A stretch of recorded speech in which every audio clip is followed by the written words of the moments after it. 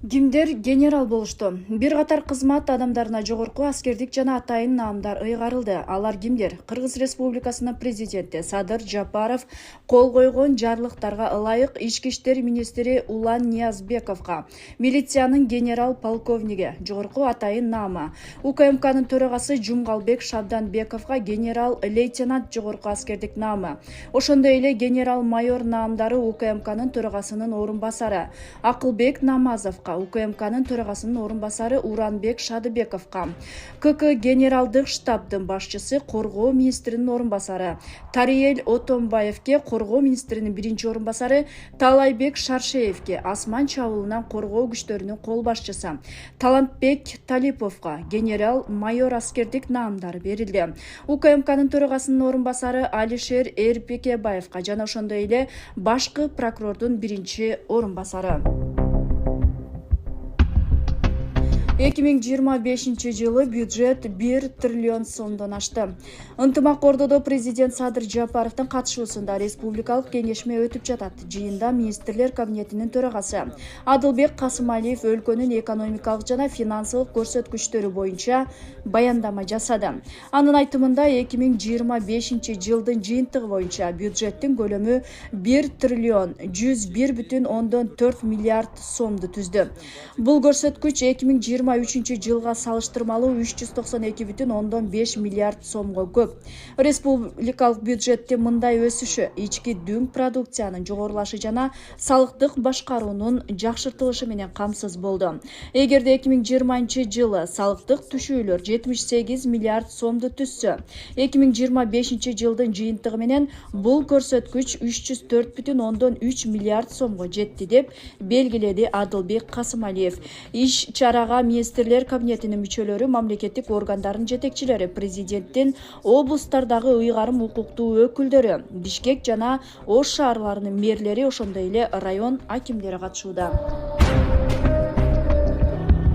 Губернаторлар, мэрлер жана акимдер Таштандыдан электр энергиясын өндүрүүчү заводко барышты. 2026 жылдын 17 февралында Бишкек шаарындагы санитардык полигондун аймагында катуу тиричилик калдыктарын электр энергиясын өндүрүүчү экотехнологиялык заводко Кыргыз Республикасынын президентинин, облустардагы ыйгарым укуктуу өкүлдөрү, шаарлардын мэрлери жана акимдер үчүн таанышуу экскурсиясы уюштурулду. Экскурсияны Бишкек шаарынын мэринин орун басары Рамис Алиев өткөрүп, катышуучуларга калдыктарды кайра иштетүү жана электр энергиясын өндүрүү тармагындагы заманбап технологиялык чечимдер тууралуу кеңири маалымат берди. Иш сапардын жүрүшүндө делегация ишкананын ишмердүүлүгү, калдыктарды кайра иштетүүнүн технологиялык цикли, экологиялык коопсуздук системасы жана өндүрүштө колдонулуп жаткан инновациялык чечимдер менен таанышты. Экскурсиянын катышуучуларына заводдун долбоорлук кубаттуулугу, калдыктары утилдештирүү системасы, ошондой эле ККТны кайра иштетүүнүн натыйжасы, өндүрүлүп жаткан электр энергиясынын көлөмү тууралуу кеңири маалымат берилди. Белгилей кетсек, көп жылдар бою Борбор кала олуттуу экологиялык көйгөйлөргө дуушар болуп келген. Күн сайын полигонго 1,5 миң тонна таштанды чыгарылып, бул маселени комплекстүү чечүү мүмкүн болгон эмес. Долбоорго жалпы 95 миллион АКШ доллары көлөмүндө инвестиция салынган. Долбоор жылына 365 миң тонна калдыктарды кайра иштетүүнү жана кубаттуулукту 30 мегабайт болгон концентрациялык губернаторлук электр станцияны ишке киргизүүнү карайт. 25 жылдары кумтөрдүн өндүрүшүнөн түшкөн жалпы киреше 5 миллиард 115 миллион доллар. Акыркы 4 жылда кумтөрдүн өндүрүшүнөн түшкөн жалпы киреше 5 миллиард долларга жетти. Президент Садыр Жапаров 27 февралда ынтымак ордодо өтүп жаткан республикалык кеңешмеде кумтөр маселесине токтолду. Анын айтымына караганда, кумтөр маселеси бүтүндөй өлкө үчүн, анын ичинде жеке өзү үчүн өзгөчө көйгөй болуп келгендигин айтты. 2021 жылы мамлекетибиздин бекем позициясынын негизинде кумтөр толугу менен Кыргыз Республикасынын менчигине өттү. Тарыхый мааниге ээ мындай чечим өлкөбүздүн экономикалык көз карандысыздыгын бекемдөөнүн олуттуу этабына айланды. Биз тандаган багытыбыздан тайбай туура нукта баратабыз. 2021-25 жылдары кумтөр өндүрүшүнөн түшкөн жалпы киреше 5 миллиард 115 миллион долларды жана 440 миллиард сомдон ашык каражатты түздү. Бюджетке салыктар жана мамлекеттик төлөмдөр түрүндө 1 миллиард 176 миллион доллар же 100 миллиард сомдон ашык акча каражаты түштү. Мындан тышкары акыркы 4 жылда мамлекет 441 миллион доллар же 38 миллиард сомдон ашык дивиденд алды.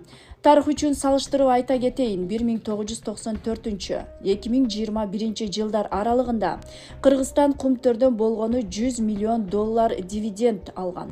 410 тонна алтын чыгып кетсе, ошонун 1 тоннасы гана Кыргызстандын пайдасына болгон. Ал эми бүгүн кумтөр бюджеттин туруктуу киреше булагы болуп, социалдык милдеттенмелерди жана инфраструктуралдык долбоорлорду каржылоого кызмат кылууда. Кече 25 февралда Ош шаарында килем саткан дүкөндүн ачылышы ызы чуу менен коштолду. Ачылышка байланыштуу уюштуруучулар кардарларга акысыз килемчелерди таратышкан. Бул кадам соода залынын ичинде чоң тыгынга жана башаламандыкка алып келди. Интернетке тараган кадрларда адамдар бирин-бири сүрүп, товарды биринчи болуп алууга аракет кылып жаткандыгын көрүүгө болот. Социалдык тармак колдонуучулары мындай көрүнүш коомдук маданиятка көлөкө түшүрөөрүн айтып, акцияны уюштурууда коопсуздук жана тартип маселеси жетиштүү деңгээлде каралбагандыгын белгилешкен. Айрым жарандар массалык иш-чараларда алдын ала тартипти камсыз кылуу маанилүү экенин, болбосо мындай жагдайлар кайталанышы мүмкүн экендигин эскертишүүдө.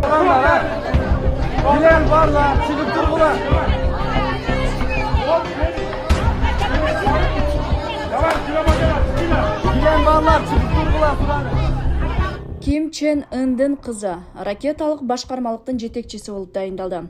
Түндүк Кореянын лидери Ким Чен Ындын кызы Ким Чжу өлкөнүн башкы ракеталык башкармалыгынын жетекчиси болуп дайындалгандыгы кабарланды. Бул мекеме өлкөнүн өзөктүк программасын өнүктүрүүгө жооп берет. Маалыматтарга караганда 13 жаштагы Чжу буга чейин эле генералдардын отчет алып, буйруктарды берип турган. Ал 2022 жылдан тарта атасы менен бирге коомчулук алдына чыга баштаган. Эксперттер бул кадамды мураскерликке даярдоонун белгиси катары баалашууда. Байкоочулардын айтымында мындай чечим өлкө ичиндеги бийлик мураскерлигин бекемдөө аракети болушу мүмкүн.